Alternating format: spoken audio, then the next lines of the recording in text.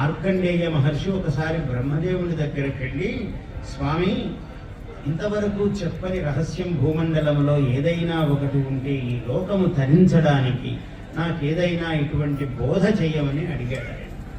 అడిగితే అస్తి గుహ్యతమం విప్ర సర్వలోకోపకారకం. ఓ బ్రాహ్మణోత్తమ మార్కండేయ మహర్షి, ఈ లోకానికి ఎవరికి ఎప్పుడూ తెలియనిది, నేను కూడా ఎవరికి చెప్పనిది ఒక రహస్యం ఉన్నది అని ఆయన ఈ గుహ్యాతి గుహ్యం అంటే రహస్యాతి రహస్యమైన విద్యను మార్కండేయ మహర్షికి చెప్పాడు.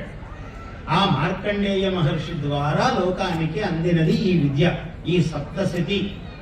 ప్రథమం శైలపుత్రీతి, ద్వితీయం బ్రహ్మచారిణి, తృతీయం చంద్రఘంటేతి, కూష్మాండే చతుర్థకం, పంచమం స్కందమాతేతి, షష్ఠం కాత్యాయనీతి, సప్తమం కాళరాత్రీతి, అష్టమం మహాలక్ష్మీకి చాష్టమం, నవమం సిద్ధిదాత్రీ చ.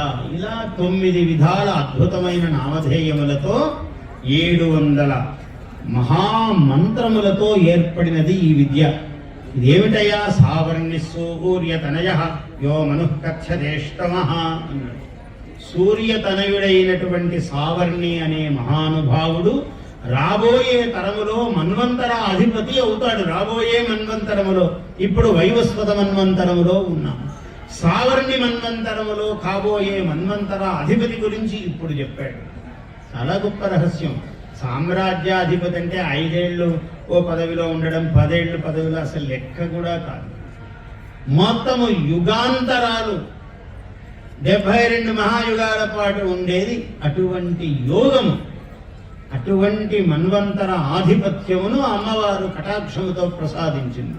ఇంకా మనకు పదవులు రావటము, భోజనాలు రావటము, జనాలు రావటము, కీర్తి రావటము, పురస్కారాలు రావటము ఎంతసేపు పని అమ్మవారికి కటాక్ష మాత్రము చేత సిద్ధిస్తాయని.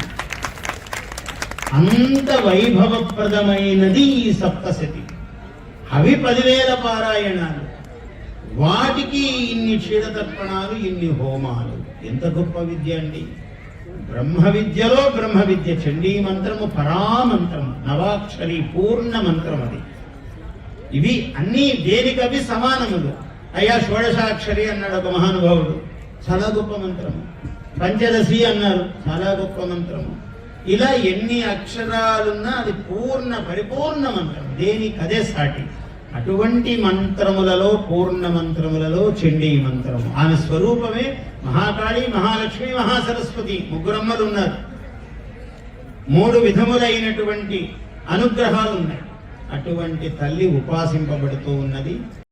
Please subscribe to our YouTube channel. Like and share this video.